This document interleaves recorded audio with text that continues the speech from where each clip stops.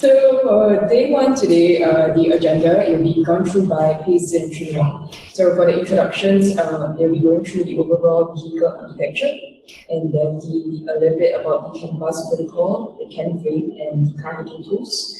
And for the hands-on session, they'll be going through ICC, and then basically the capturing and playing of CAN bus traffic, reverse engineering the CAN IDs, and spoofing the CAN bus traffic. So for day two will be controlled by Edmund and I. So basically more about the different protocols within the vehicle. So the introduction to ISO-TP protocol, UDS, MOS, LIN, FlexRay, and automotive Ethernet. So if today, if they are unable to finish going through all the ICC materials, we can actually go through them tomorrow as well. Right.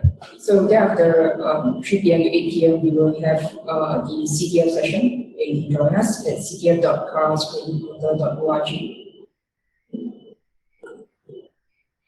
So basically, I'm Alina, everybody. So with me, Chun, Yong, Pace, and Edmund here. Right. Okay. So we are part of the car security quarter. Basically part of the wider cybersecurity community here in Singapore called Division 0. There's a total of 20 plus members. So Pace, Chun, Yong, and Edmund are part of the core team, as well as we have many others like Lucas, Solomon, and Shazina. Lucas is here with us today. So CSQ also powers the Automotive Security Research Group Singapore chapter. So ASRG is based in Stuttgart, and we basically run the Singapore chapter of this. Okay. So the goals of CSQ is to actually facilitate and promote automotive cybersecurity awareness to the cybersecurity community here in Singapore. As you all know that the cars here in Singapore are really expensive, so hence we wanted an avenue to empower like-minded security enthusiasts in gaining hands-on experience. So we do so by building test benches and doing ground-up research, so that we can actually eventually contribute to the automotive security industry. So and then through community engagement and also virtual labs here, like HITP sessions. So without further ado, I'll be passing the session over to Pace. Okay, thanks, Alina. So for today, I'll be going through the theory portion. Then I'll be handing off over to Chun Yong for the practical hands-on session. So I'll be going through the overall vehicle architecture right now. So as you can see over here in this diagram, you can see that there's different connections within the car. So there's the CAN bus, LIN bus, and for today we're actually going to focus mostly on the CAN bus itself. And if you can see over here, like there's different types of sensors that will be connected within a car, and they mostly provide the central gateway module. So moving on, inside a car there's like multiple protocols, but these 5 over here, they are the most commonly used protocols. So today we're going to go through CAN bus, which is a message-based protocol that you can just think of it as the main way that the car communicates between the different sensors. Then the rest is like CAN FD, which is the extension of the original CAN bus. So it's just like an extra. Yes, it allows you to include extra messages inside the message that's sent. Then there's local interconnect network with LIN. It's mainly used in the killer system. Then there's FlexRay bus, MOS, and automotive internet. So automotive internet provides interconnectivity within vehicles. Let's see next slide. Okay, so there's additional vehicle protocols and standards. So the first 3 are standards. So the first one is a serial communication between ECU. Then afterwards, SAE J1850 is used for diagnostics. It's mainly used for like diagnostics. So after that, let's see. So for SAE J1939, that's mainly also used for vehicle diagnostics. And then for the keyword protocol, that's also used for diagnostics, but it's like OBD. It's used by OBD2. And ISO-TP That one will be going through more about it in tomorrow's session. So that one you can listen out to Alina and Edmund's session for it. Okay. So for now, let me go through the CAN bus protocol and CAN frame. So the CAN protocol. So the most important part is that there's CAN high and CAN low. So CAN high operates at 3.5 volts and CAN low operates at 1.5 volts. So on the OBD2 layout, the pinout, right, you get to see that CAN high is actually at pin 6 and CAN low is on pin 14. So that was actually one of the things that you focused on when you were doing up our first test bench and you're actually connecting to these two pins and trying to test out, like kind of like reverse engineer away from there. Afterwards, CAN bus, carries 8 bytes of data, and CAN FD, because as I mentioned previously, it carries actually extra, it has extra space to carry like more messages, right? So that's additional 56 bytes of data. So let's see, differential signaling for fault tolerance. So CAN high actually, the difference between CAN high and CAN low is just about 1 volt higher and lower. So you get, if you connect it, you get to see the difference in the signaling. It's commonly terminated after 120 ohms impedance, and the commonly supported baud rate is 500 kbps. So it's actually more or less standard across most of the vehicles. That if you actually go and check it out, and the resting voltage is 2.5 volts. So in a CAN frame, there's multiple fields, but I think that for us, what we want to really focus on is the identifier. So if you see the green portion and the data field. So these are the two most important fields. So what the identifier is a unique ID which represents the message priority. Later on in the next slide, I actually have an example, so you get to see it. Afterwards, there will be the data field. So that's actually the data to be transmitted. And the stuffing bit is, you can think of it as a keep alive. So let's say if there's like 5 consecutive bits of zeros, the car doesn't want to, like, if it's an actual message, you don't want to think that is you don't want to think that it's dead. So that it actually adds at 1 at the back. So that kind of makes sure that everything that the car knows that it's on. So afterwards there's the CRC, so there's a cyclic redundancy check. And yes, so let's go on to the actual CAN frame example. So as you can see over there, you see the interface. So SLCAN0 is the interface that is that our computer is connected to. Later on you get to see it. And you get to see the CAN arbitration ID, which is 1 DC. And that's at the end is the data field. So introduction to car hacking tools. So this is actually a list of car hacking tools out there, but for today, we're actually going to focus on CAN utils and IC sim. So in the example just now, right, this is actually captured via CAN utils.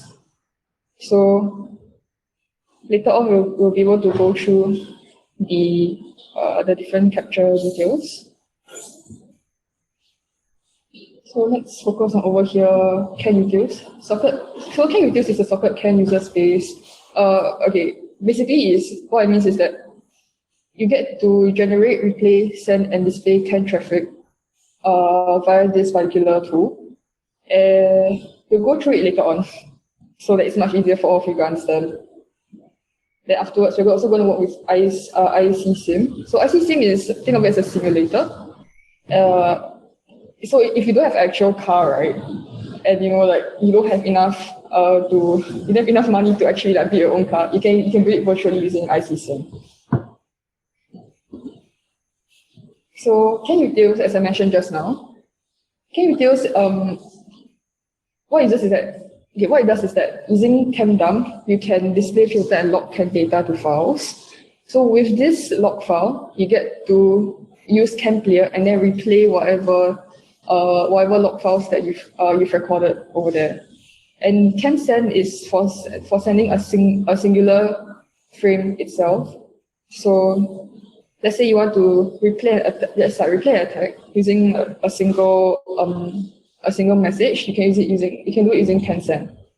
CAN gen is generating random CAN traffic, so it's pretty useful when it comes to fuzzing.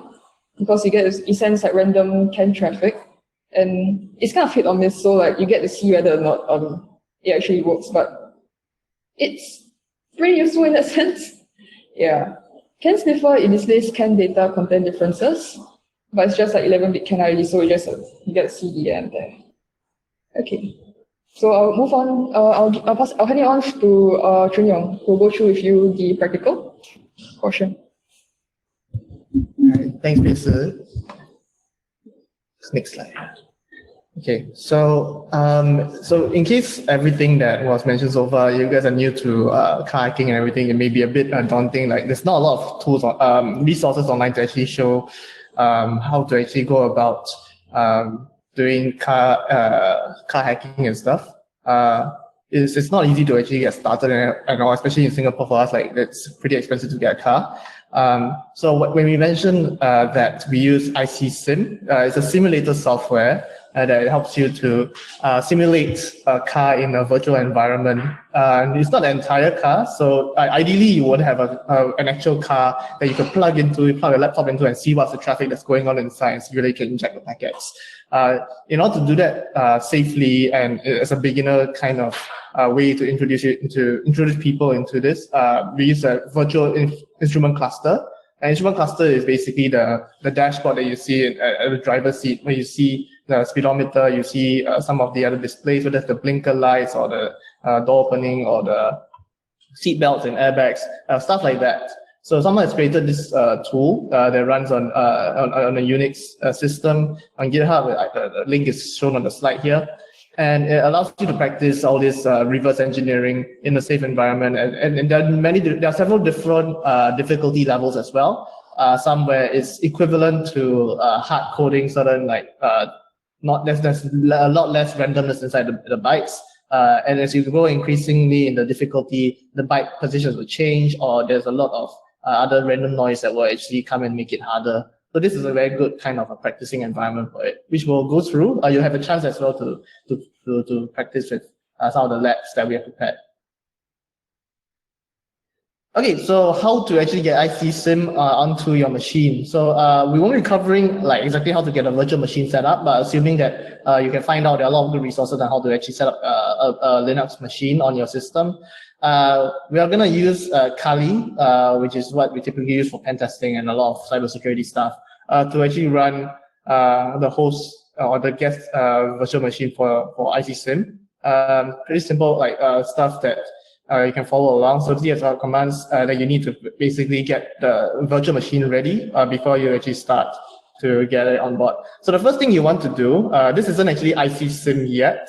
The things that you're going to be installing with using the apt-get package installation tool, you're going to be getting all these libraries first. After you install the libraries, which is shown in the second command, sudo apt-get install all these library and images, you need to install CAN utils. So we mentioned, Pesu just now mentioned that there are a few of the commands that like can send, can dump. These fall under the suite of CAN utils. So when you install that, you actually have access to all those different tools that are available. Next. Okay, so we'll talk about these two things like CAN utils as well as IC Sim together because you kind of need both in order to actually do anything for a start. So in order to install IC Sim, unfortunately, there isn't an easy way of doing it. The best way to do it is just to get it from GitHub. So you can use git clone and you can get it from this guy's GitHub page zombie crate. Once you've already cloned the directory into your machine, you just change your directory into IC Sim, which is what it's cloned into, and you do a file directory listing. You should see there's some of the files inside that we're going to go through that you'll need to set up. Next. Okay, so the first thing you need to do is actually to prepare a network interface. So it's similar to your Wi-Fi network or your local host network interface. This will be the imaginary port that you'll be using to communicate with your IC simulator, your instrument cluster simulation. In this case, there's already a shell script that's inside the IC Sim directory. It's called setup vcan. A point of note for this is that you'll probably have to run this as a sudo user in order to actually get it running it set up. Once you run it, you won't see any output if everything is fine. But if you do an IF config, you look at the interfaces that are available, you'll see inside the screenshot there's a vcan0. So that's vcan stands for virtual can. 0 is just a number that's given to it. This shows you actually that that means that network interface has been set up for you, and you're able to start using ICSIM to actually to interface with this particular network interface. Yeah. Okay, so there are two other things that you'll see inside the ICSIM directory once you set up the vcan interface. These two programs, one is called ICSIM, in small letters and everything. So that's actually the instrument cluster in itself. So if you look at the screenshot, there are three windows that are shown over there. The top right is the ICSIM window. So you'll see there's a needle and a speedometer shown, as well as the blinker lights, and a little wireframe of a car over there to show what is the open and close of the doors, the state of the car doors. So the command ICSIM vcan0 units, you have to specify what is your interface. In this case, we call it vcan0. And the ampersand at the back is to background this process so that actually you can continue to use the terminal, because we're going to run quite a few things, and these GUIs will appear as in order for you to interact with the simulated vehicle. So that's the display. You can't really do much with it. You'll most likely see it being static and not doing anything. The next thing you need to do is actually to simulate a control surface. So what it means is that if you look at the screenshot on the bottom right-hand corner, there's actually this controller over there with some labels on the buttons. So what this does, it allows you to do certain actions on the car. There are only a few that are available for ICSIM. So you can accelerate the vehicle, you can brake, you can lock or unlock the doors, and you can also turn on the blinker lights. So there's only a few controls that you have there, but that's enough to get started. So the controls, if you run the controls and you see that screen up, if you select it and then you type in like up, down, left, right, or or the left or right shift buttons, you'll be able to control the car. If you specify, especially if they have specified the same network interface.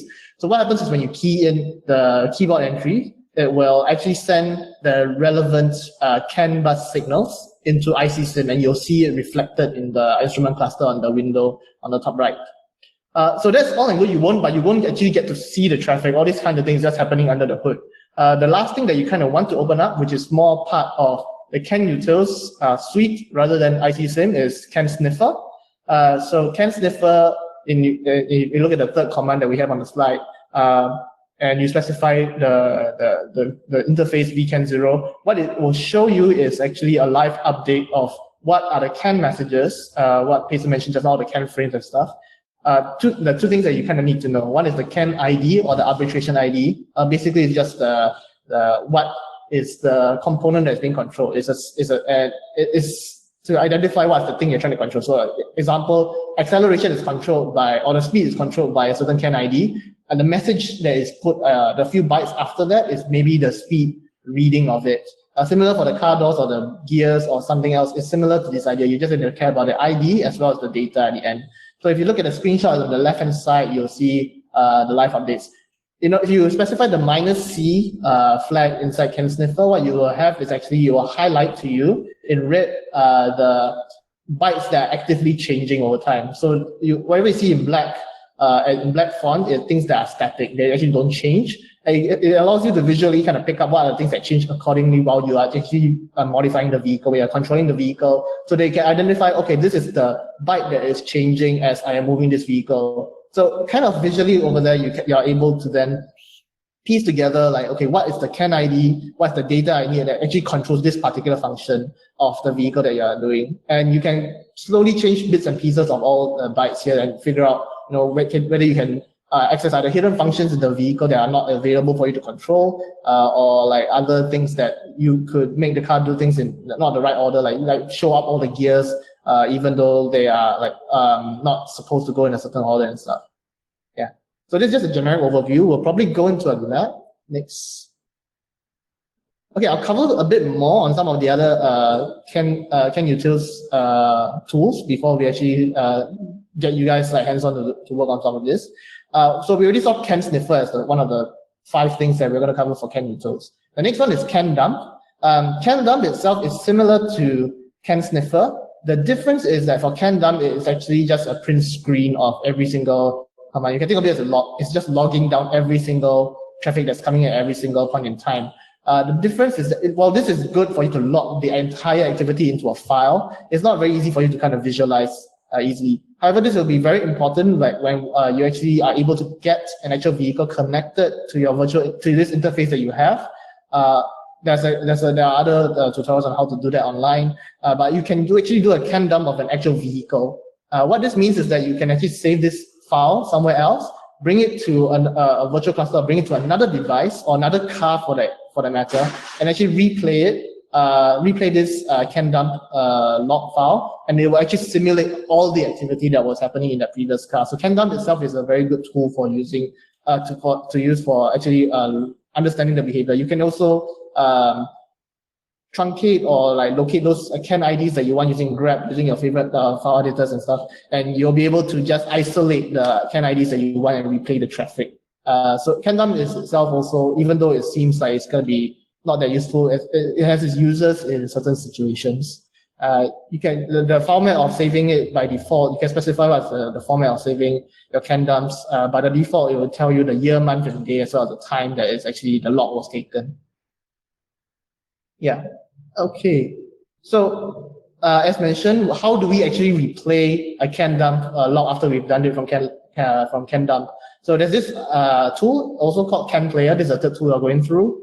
CAN Player basically takes in an input file of CAN dump of the CAN dump log file stream that is dumped out from CAN dump, and it will replay it on an interface that is specified inside the CAN dump log itself. So the CAN dump log file, it has a certain format. If you look inside, actually your interface is also specified. So it will just replay as if you don't have to specify what interface it's on. If you press after you run the command, you'll see, we'll do some examples later on. You'll see that whatever things you simulate on the controls, we're going to do a CAN dump, save this file somewhere, and then we'll do a CAN player, and you'll see that actually the same kind of traffic is generated. The needle will move in the same way as well. Yeah. Okay, so CAN sniffer we already mentioned previously. So it is basically like CAN dump is just going to do a live update to you of what's happening on the CAN bus itself. There are other things you can do on CAN sniffer. We don't use it that much, but it definitely helps if you are isolating CAN IDs. You can actually specify the CAN ID you want to isolate and look at, and it will actually kind of stick that one out for you so that you can focus on that CAN ID. The CAN sniffer is actually just for you to kind of look at traffic live as it's happening. Okay, so we're going to go into the first lab. There were some instructions on how to actually get them set up. So we're going to take about, much time? It's going to take about like 10 minutes or so just to get you familiar about some of these things. Try to get IC sim set up in the way that was mentioned. Hopefully you guys have a virtual machine or something set up already. Yeah, so you want to open up IC sim. If you have any difficulty of doing so, you can like ask in the chat or inside the slides.app.goo.gl, what is shown at the top of this slide. Some of our moderators will also help to answer some questions that you may have. Get it set up as how we just mentioned in the slide itself, and then once the controls are up, just try to get some of the traffic to come out. If you are using CAN sniffer, you will be able to see some of the bytes that are changing. Maybe just try to visually identify what is the acceleration and deceleration CAN IDs. So just the IDs, you don't have to look at the data itself, just see what is changing. Try to get that out, and then we'll tell you the answer in a short while. So we'll take about 10 minutes of this, then we'll kind of demonstrate actually how it's done as well. Yeah, so take 10 minutes. Let us know if you need help with the installation or anything like that. Yeah.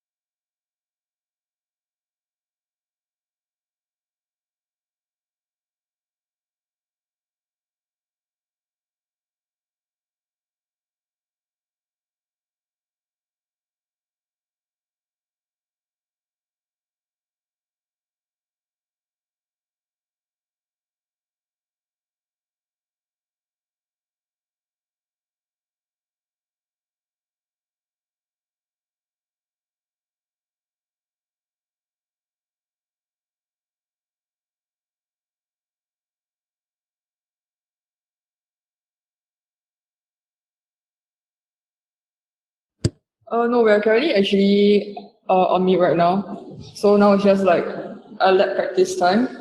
So we'll go through in about 15 minutes. Yeah, so let us know if there's anything. Yep.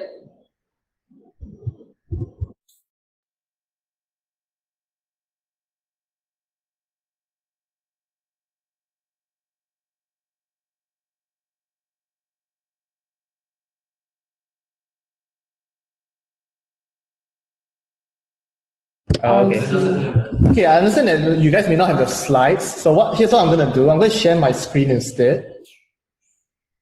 Okay, and what I have is actually what is set up already. So can you see? Yeah, I can see you. Okay, so what you are looking at is what it would look like if it was properly set up. So with the three IC SIM in the top left and the top right, the controls on the bottom right, as well as the CAN sniffer that's already running on the left hand side. So what I'm going to do is I'm going to leave it here for a while, and I'm going to do some actions, and you can see. I don't know if you can see because it's going to be live. What are the things that are changing? So there are a lot of CAN IDs on the left hand side over here. It's about like 30 or so, 30 to 40 or so. And a lot of things are changing in red here, right? But nothing is kind of happening because I haven't actually done anything right now. Yeah. So I'm going to do an acceleration. I'm going to press the up arrow right now. You're going to see the needle move and try to see if you can identify what is the CAN ID that is moving, that is changing with the needle as well. It just visually kind of look, it's still accelerating, so find anything that remotely looks like it's corresponding to what's showing on the needle.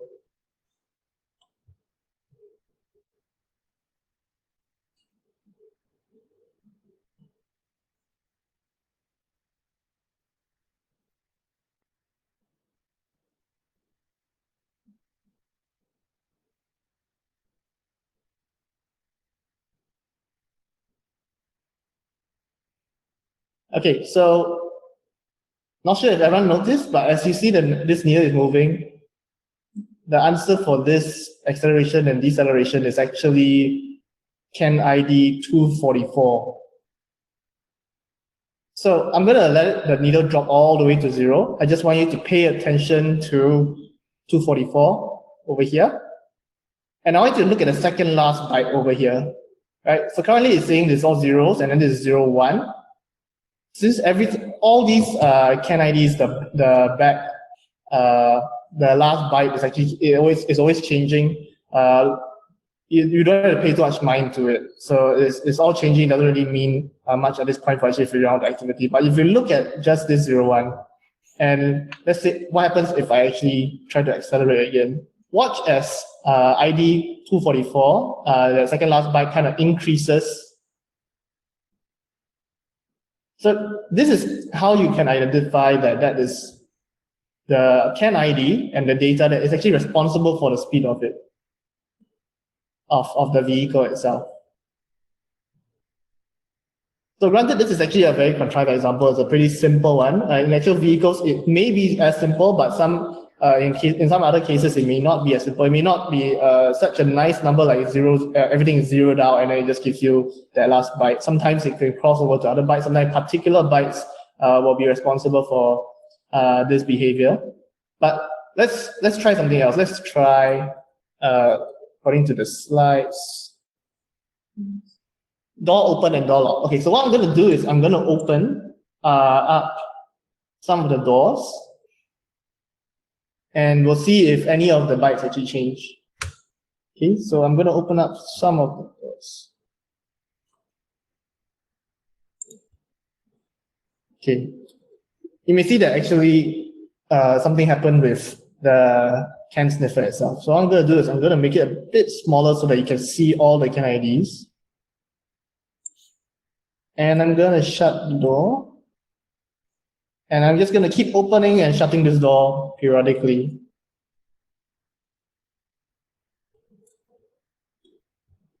So try to identify what's the CAN ID.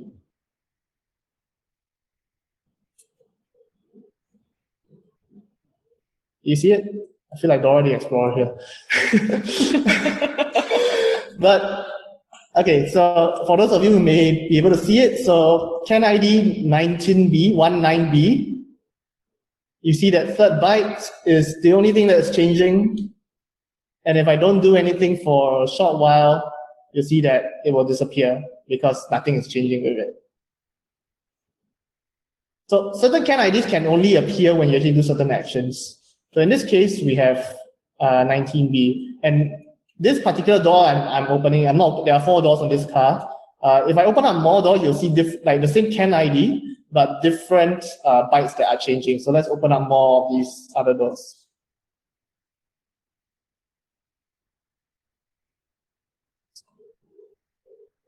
So as I slowly open and close each of the doors, I wonder if you can see that at least the different bytes that are responsible for that. Okay, so that's the second example. The third one was on right turn and the left hand signal. Okay, so I'm going to try one more time and see if you guys can actually notice. Okay, so I'm going to do a right signal. Okay, I'm going to stop. Right signal again. Stop.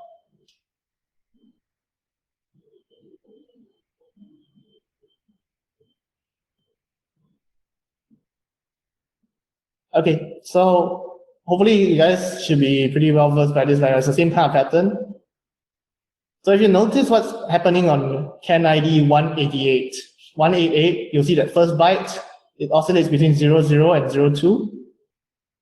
So if I stop doing the arrow, you see it stops, it's all zeroed out. If I do the left arrow, it says 01. And if I stop, it's all 0. So yeah, so we kind of already successfully identified the 3 like biggest, at least this, whatever is available for this IC sim, the 3 different functions, the IDs that are responsible for these 3 actions, right? There's the blinker lights, the acceleration, or the car doors itself. So visually, you can see that just CAN sniffer alone and just running this actually is a very good like starting step for you to actually understand how reverse engineering car CAN IDs can work. Given that we can just replay this here, we can also take what we understand here and then generate our own traffic, whether it's just a proof of concept traffic to actually do other things, make a car show that it's actually maybe going at a different speed than what is currently happening on the vehicle itself, or making the car think that the car doors are open so that maybe it won't move if it's actually tied to the car doors being open or closed. So there are many things that you can do. This is just kind of an example to get you guys started on it. Okay, we're going to go back to the slides.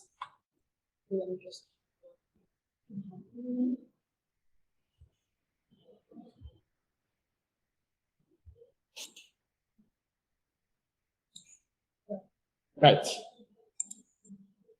Yeah, so here are the answers. So the CAN IDs are 244 for the acceleration, deceleration. The right and left turn signals are CAN ID 188, and the door unlock and lock is 19B. So visually, you can already kind of see these things using CAN sniffer. Okay, next.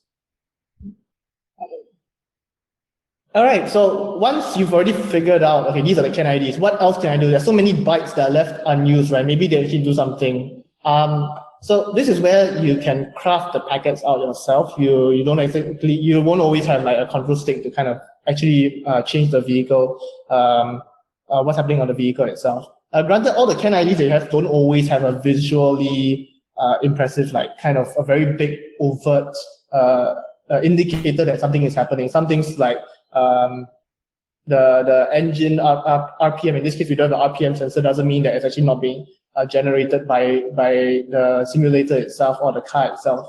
So you're going to really need to experiment and look at different ways of getting out all this information. The most like reliable way of doing it is if you have access to the wires itself, you can actually go and detect whether it's a high and low analog signal or digital signals are actually coming out of it as you make these changes. But in order to actually spoof some of this traffic, you have used CAN-SEN. So this is the 4th CAN utils tool that we're mentioning. CAN-SEN basically is like the SCAPI of CAN utils. You generate like one single CAN packet itself, In this case, you specify the second variable vcan0, which is the interface we've always been using, followed by this format of the can ID, followed by pound or a hash key, and then followed by the bytes that you want to add into this can ID itself. So this is an example of the can ID. So we already understood that 244 was actually the acceleration of the vehicle itself. So if we want to send a particular like high speed of the traffic itself, without actually controlling the vehicle itself, we can specify the data. In this case, the last 2 bytes. The last byte itself is actually what we identified. The second last byte is what we identify as the one that controls the speed. So we can put any number we want, any hex number we want. In this case, we'll put 11, and it will show a bit of a deflection of the needle here, shown in the screenshot. You can try, given it's a simulation, you can try any kind of digits you want. You can start fuzzing around, start playing around, see what happens on the vehicle, and that's really what you're trying to achieve with CAN-send itself. So CAN-send on its own is just one packet. Since it's running natively inside your Unix shell itself, you can just make a very simple loop to keep on sending that same traffic over and over again so that it persists and you're able to maybe more visually see if it actually changes anything. So at the bottom here, it shows like an example of while true, do this CAN-send message. Keep on doing it until I kind of interrupt or I actually exit this command, and that will help you to actually use CAN-send in a more robust manner. All right, we're going to try this again. So given that you may not have access to the slides, in the interest of time, and I'll just try to demonstrate some of these things. So we're going to spoof the traffic to change the values of the speedometer, similar to what was actually shown before. We're going to bypass the speed limit. So actually there's a hard speed limit that's set at 220 mph on the speedometer. And no matter how hard we press on the control, it will not allow us to go past that. But with CAN-send, we are able to actually bypass that. We're going to keep both the right turn and the left turn signals up at the same time. We only were able to do one at a time just now. And we're going to keep the right. We can make sure that it doesn't blink. So just the right turn signal is just lit up all the way without blinking. The left turn signal as well. And we're going to unlock and lock all the doors as well. Okay, so I'm going to go back to sharing my screen. Set.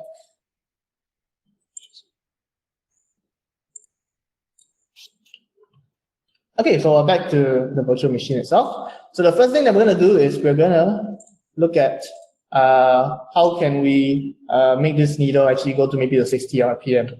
So we already know that it was actually this 244, this CAN ID 244 that was responsible for it. So let's see what happens if I do a CAN-send, like we mentioned previously, and I'm going to put it to vcan0. And the CAN ID is 244.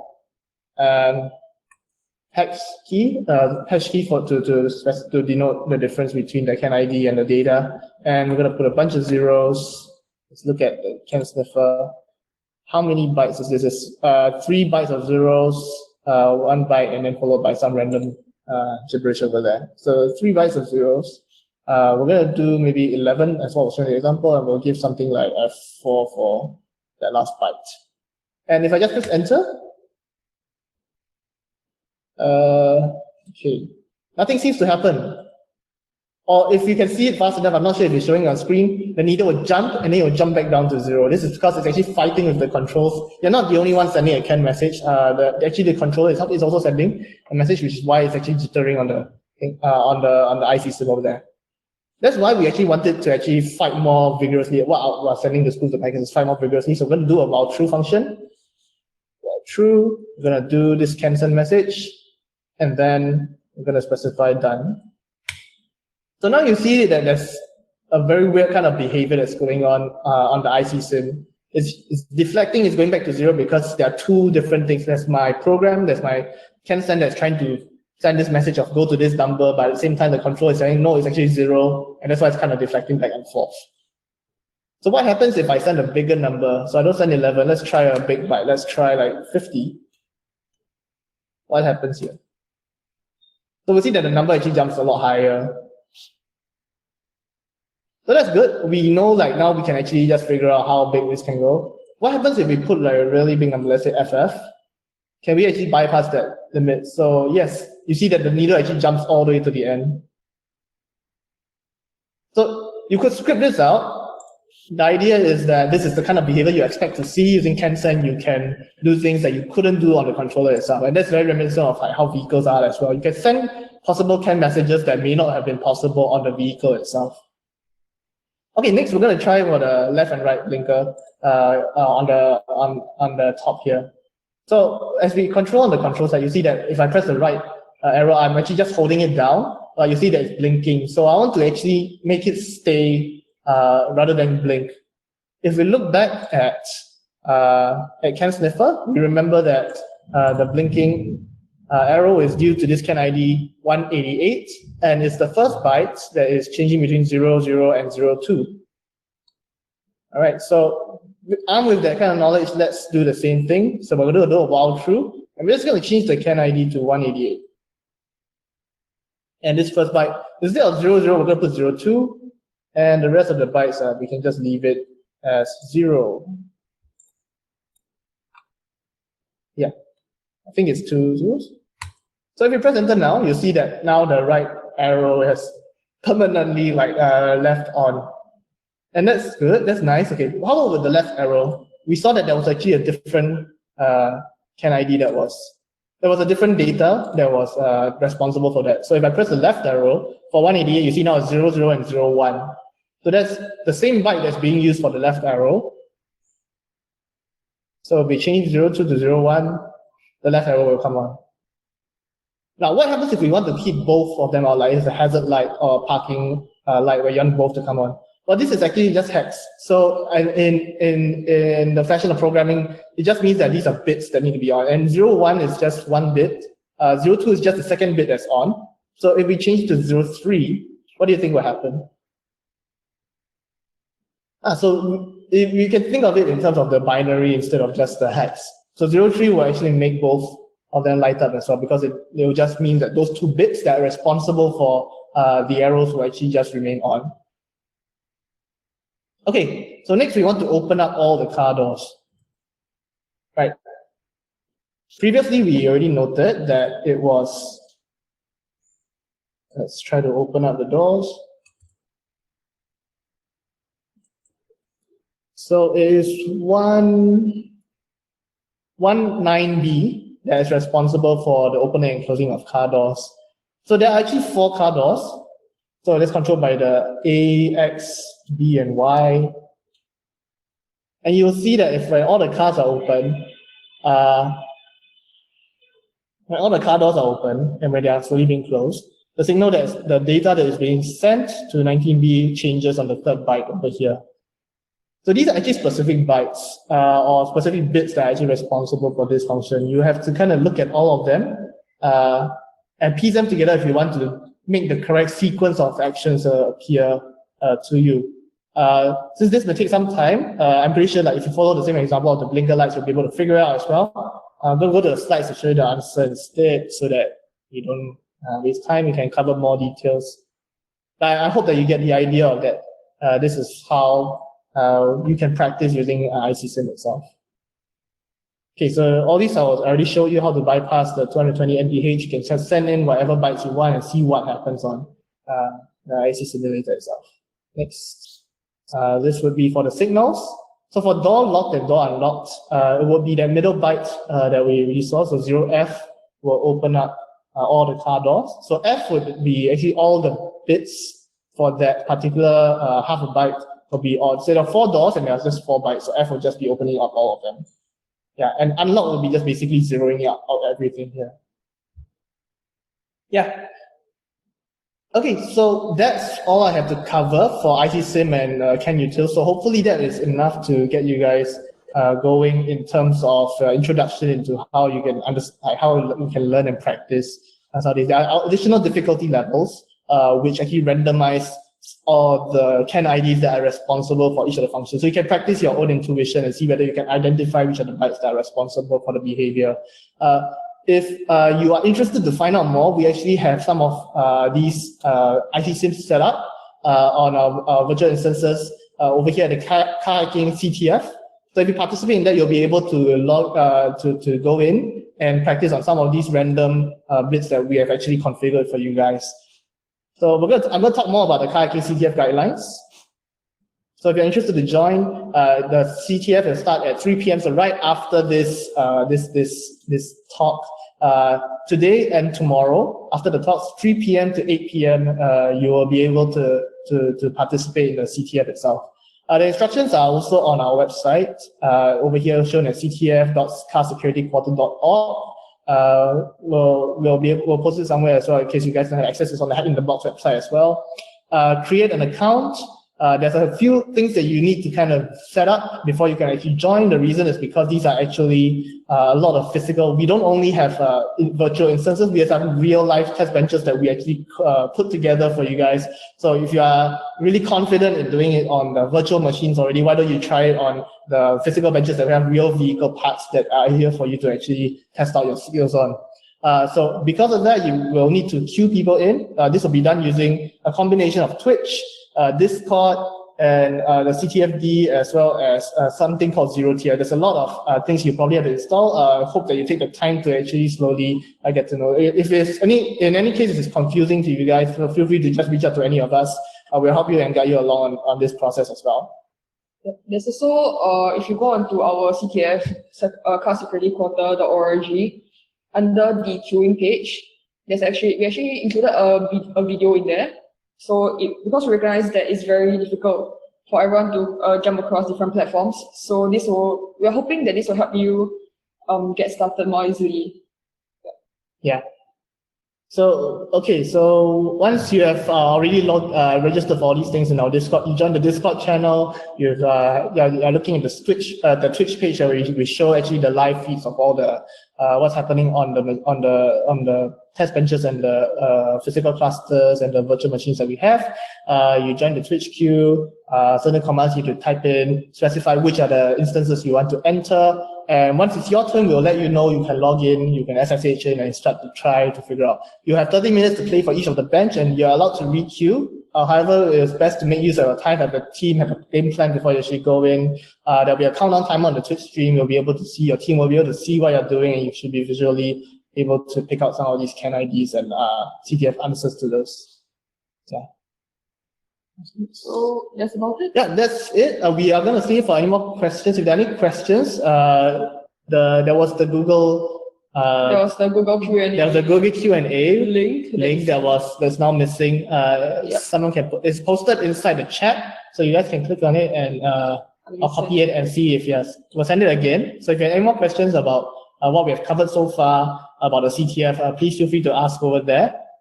Or you can also ask us over in the Discord. Yeah, ask us in the Discord. Ask us even on the chat over here in Zoom as well. We'll be happy to answer anything that we can. Pun intended. If there's anything that you don't understand from today's session also, ping us. Yeah. Or reach out to us. So, yep, that's about it.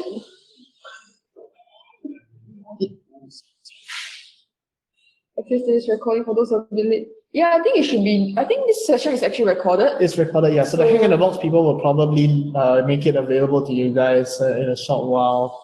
We'll leave it to them to communicate with you guys on when the recording will be available. We'll most probably also update our Twitter. Yeah. When everything's up. Yeah. Yeah, try this right. Yeah. Yeah, of course. Everything is public. Yeah, anyone's able to join this. Yeah, please go ahead and share. More with your friends. Yeah. No worries. Any other questions?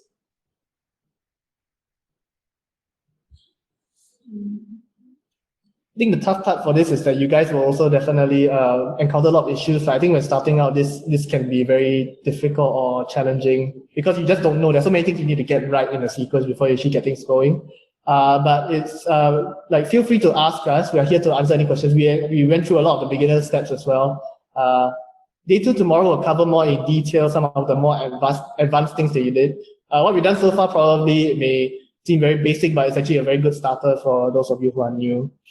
Any instructions for installing Zero Tier? Okay, so I'll answer the one on no other attacks covered in the CTF or the workshop. We don't cover particularly attacks at this point. Right now, we are covering more on the reverse engineering process as well as looking at the CAN IDs and the things that understanding the vehicle first before we actually move on to the attacks itself.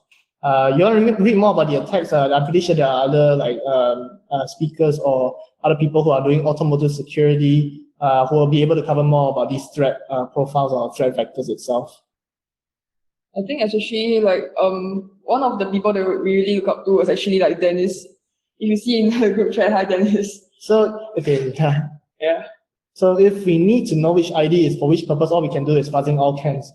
Well, in a sense, all you can do is it sounds like it's a very bad thing, but there are a lot of things that you, as a consumer, as a person who bought a vehicle, you can only control using the car itself.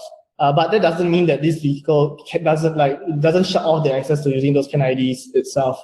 Many car makers share the same parts, so you may be able to access different functions. This is also how people hack cars to actually give them actually more, like you want to program a car, like every time the car door is open, play some sound. This is probably how you want to do it without damaging the car. There are things that you could probably do that are mildly illegal, like spoofing the speedometer so that you can always say that you are under the speed limit. You could you can do things like spoof your fuel indicator so that you can go into Malaysia, in a particular way. You could do things to in this case, deceive people. You could turn on the headlamps or shut it off if it's controlled by the CAN IDs, causing accidents in a very dark place. You could probably break it by just DOSing the entire machine. We don't know. So each car is different. It's a process of reverse engineering and understanding. There are, like what pieces cover, there are more than just CAN messages that's being sent in the vehicle. Car makers nowadays are quite smart. They try not to put everything on the CAN. More critical functions are not necessarily on the CAN bus itself. There are more critical buses itself with higher speed, but more security built in as well. The thing about CAN is nice is that your computer, once it's plugged in, no one knows any difference to the broadcasting message. There's no identity kind of verification, whether you're an actual thing on the car or not. Yeah, so it's a good starting point to actually figure out attack surfaces on the car. Yeah, it's not all there is. There is a lot that can be done using just CAN IDs. Okay, so we're seeing some questions on the installation for zero tier and Kali and stuff. Zero tier itself is something that's also pretty new to us. We have a lot of success in using it in terms of how we control access to you guys in a remote session on a physical bench and stuff. Do let us know if you encounter issues. We can't promise to fix everything, but we can tell you what worked for us. Yeah, so I'm sure some other people here would have also had some experience with zero tier. If you went for DEF CON, some of us, we also had experience using zero tier for some of the CTS over there as well. Yeah, ask around, search around. If not, we'll try to figure out a way to help you with that. Yeah, Alina shared about some CAN attacks that we tried. It's on our YouTube channel. You can watch it over there. I see time. Okay. Yeah. Okay. So that's all the time we have. Feel free to ask us some more questions. Join our Discord chat, and you can ask us more stuff there, and join the CTF as well. We hope to see you guys also tomorrow as we go continue more about the more in-depth advanced stuff inside the kayaking itself. Yeah. All right. All right. Thank you very much. Yep, and we hope to see you tomorrow. Yeah. See you at the CTF as well. All right. All right. See ya. Bye. Bye.